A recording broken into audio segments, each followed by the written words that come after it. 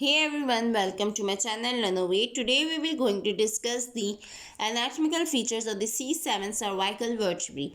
As the C7 cervical vertebrae is a atypical cervical vertebrae, so it has some prominent feature which will going to differentiate this vertebrae from the another cervical vertebrae. So now we are going to discuss the characteristic of the C7 cervical vertebrae. Number one point is the C7 cervical vertebrae is also called as the vertebrae prominence. This vertebrae prominence is called because of the prominent spinous process. Here you can see this spinous process is large, long and bifid.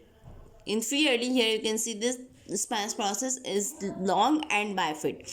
So this bifurcation and the longest of the spinous process in all the cervical vertebrae of the corresponding typical cervical region, this C7 vertebrae is called as the vertebrae prominence because of the long spinous process.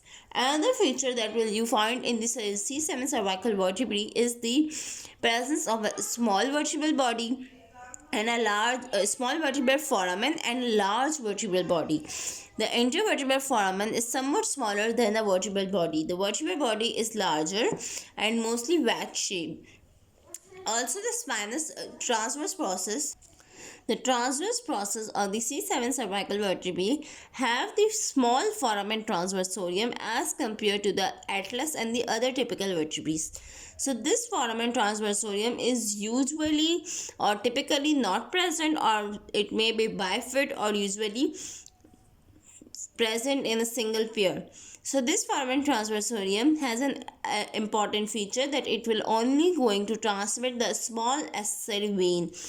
Other than the all cervical vertebrae that will going to transmit the vertebral artery and the vertebral vein through the foramen transversorium, but the C7 cervical vertebrae will going to give passage to only a small accessory vein through this foramen.